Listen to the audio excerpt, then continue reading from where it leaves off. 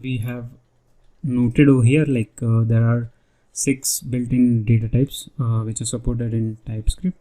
So let's look at the string one first. So let me define one string variable. Let x equals x of type string, and I'm writing here TypeScript is great. This is how I define a string. So my x, the variable x is of type string, right, in double quotes, and you can also define it in a single quote. Y of type string equals to learn TypeScript basics with .NET. So this is how, like over here. So here we can, this is perfectly valid string both in a single quote and double. So this is how we declare a string type variable. Now let's move to a number. So if in case number is just an integer, so in case we want to define an integer values, we want to store an integer value, so we can use number. Basically it represents integer data type, and it supports decimal, hexadecimal and binary literal. So let's have a look at it. So let again have a variable a. I'm not following the naming convention for the variables, but you guys can use that.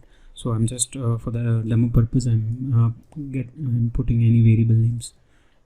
Okay. So let a of type number, and we can hold as an integer 8. Perfectly fine. So let b of type number. I'm holding I just want to hold a decimal value in this. So let me hold a value of pi 3.14. This is also perfectly fine in this. If we were to write this in a C#, so it has to be a decimal rather than int.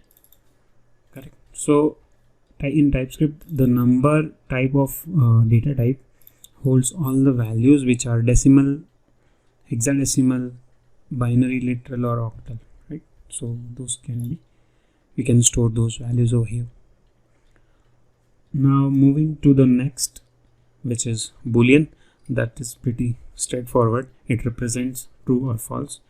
So if you want to set some flag, is admin or something like that, if a user is admin user, or if is flag true or false, I want to check that. So I can have a variable of type Boolean, and I can assign a value or get it dynamically from some program or some function, and I'll check that value in function, and accordingly I can write my logic statements. So this is the way you define a Boolean and assign a value to it, so it can be true or false, right? After that, we need to check like undefined, null and void. Those are also built-in data types in TypeScript. So I'll just minimize or reduce this window, as we are not running anything over here. We don't need to see any output. It's just the declaration part, which is pretty straightforward. Okay, so now coming to undefined. Undefined is a primitive value. Like when variable has not been assigned a value, we can use that undefined. And while null is also a primitive value which represents null, like when a particular variable is empty or it doesn't have any reference, right? So that time we can have value of null to that variable. Let me define one variable, let's say ABC, and point it as a null. So this is perfectly fine. Correct.